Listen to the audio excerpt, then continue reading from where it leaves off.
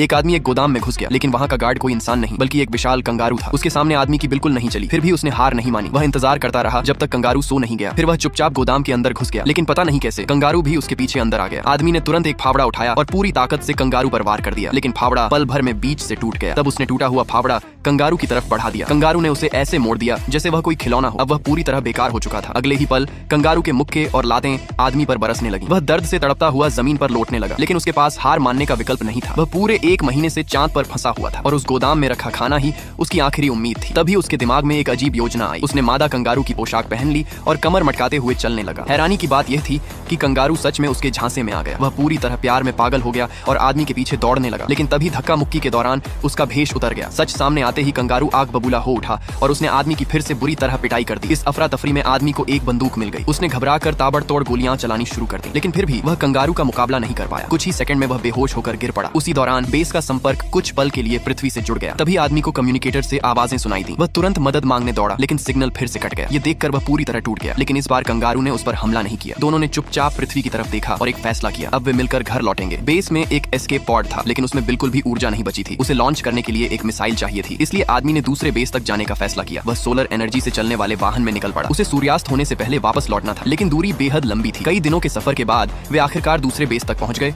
और उन्हें एक मिसाइल मिल भी गई। आदमी ने कंगारू को सख्त चेतावनी दी, किसी भी चीज को हाथ मत लगाना, लेकिन तब तक बहुत देर हो चुकी थी। कंगारू पहले ही एक बटन दबा चुका था। पूरे बेस में अलार्म गूंजने लगे। आदमी तुरंत छिप गया, लेकिन कुछ देर बाद उसे पता चला कि वह सिर्फ सिस्टम चेक था और मुसीबत से बचने के लिए उसने कंगारू को स्टोरेज कंपार्टमेंट में बंद कर दिया। फिर उसने मिसाइल को वाहन से बांधा और वापसी का सफर शुरू कर दिया, लेकिन आधे रास्ते में स्टोरेज कंपार्टमेंट अलग होकर पीछे छूट गया। आदमी को इसका पता ही नहीं चला। कंगारू वहीं अकेला रह गया। काफी देर तक गाड़ी चलाने के बाद आदमी को एहसास हुआ कि क्या हो चुका है, लेकिन तब तक सूरज डूबने वाला था। अगर वह वापस जाता तो शायद समय पर लौट नहीं पाता। वह गहरी दुविधा में पड़ गया। उधर कंगारू को लगा कि उसे छोड़ दिया गया है। कुछ देर संघर्ष करने के बाद आदमी ने आखिरकार फैसला कर लिया। वह वापस मुड़ गया। वह तेजी से चांद की सतह पर दौड़ा और आखिरकार कंपार्टमेंट तक पहुंच गया। कंगारू उसे देखते ही उसकी तरफ भागा और कसकर गले लगा लिया। फिर दोनों दोबारा वाहन में बैठे और सफर जारी रखा। लगातार 53 घंटे तक गाड़ी चलाने के बाद भी वे बेस तक नहीं पहुंच पाए। तब तक सूरज पूरी तरह डूब चुका था। सोलर वाहन ने काम करना बंद कर दिया। अब उन्हें बैटरी का सहारा लेना पड़ा, लेकिन वह भी ज्यादा देर तक नहीं चल सकती थी। सबसे बड़ी मुसीबत ये थी कि रात में चांद का तापमान बेहद खतरनाक हो जाता है। आदमी ठंड से कांपने लगा। वाहन के अंदर का तापमान -40 डिग्री तक गिर चुका था और जब वे बेस के बेहद करीब पहुंचे तभी बैटरी भी खत्म हो गई। वाहन पूरी तरह बंद हो गया। आदमी ने उम्मीद छोड़ दी। उसे लगा अब उसकी मौत तय है, लेकिन कंगारू हार मानने को तैयार नहीं था। उसने आदमी को उठाया और चांद की सतह पर दौड़ना शुरू कर दिया। वे गहरी खाइयों को पार करते रहे, बार बार फिसलते रहे, लेकिन फिर भी रुके नहीं और आखिरकार कंगारू किसी तरह आदमी और मिसाइल को लेकर वापस बेस तक पहुंच गया।